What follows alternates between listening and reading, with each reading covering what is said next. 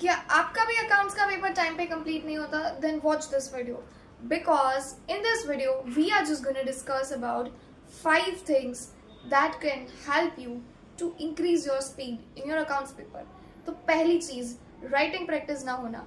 Accounts जैसे subject में, practical subject में इट्स इम्पॉर्टेंट कि आपकी राइटिंग स्पीड अच्छी हो। राइटिंग स्पीड कब बढ़ती है? जब आप एक सम को 7 to 8 टाइम्स सॉल्व करो, लेकिन टाइमर लगा के सॉल्व करने हैं सम्स को, ताकि आप एक डिसिप्लिन में रहो कि हमको जब तक टाइम कंप्लीट नहीं होता, मतलब 15 मिनट्स में एक सम तो कंप्लीट कर लेना है, whether it could be a final account और एनी सम।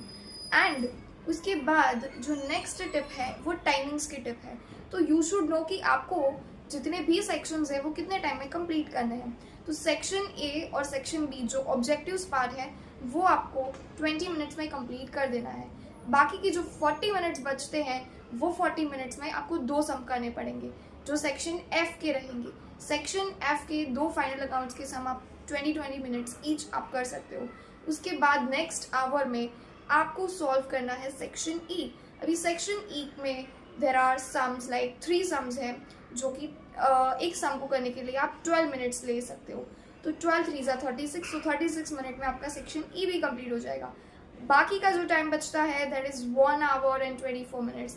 तो इस टाइम पे आपको सेक्शन डी लिखना है और सेक्शन सी लिखना है। And it could be so easy क्योंकि इसमें तो 7 सम ही है, सेक्शन डी के 4 सम एंड सेक्शन सी के 3 sums. So it's too easy to solve 7 sums.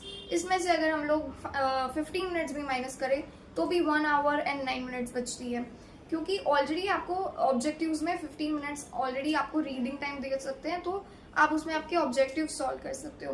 Then next thing is that आपको जब भी अकाउंट्स का पेपर हो तो you should know the paper pattern, like paper pattern follow करनी है।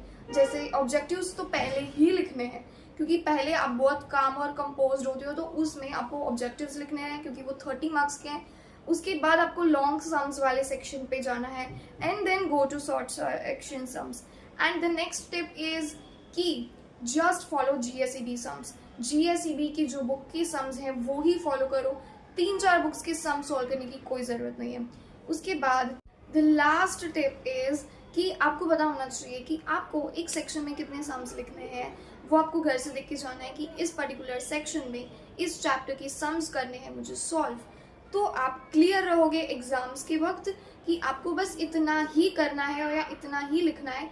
Then also it could help you. So these are the simplest thing guys, but this could help you to save your time in your accounts paper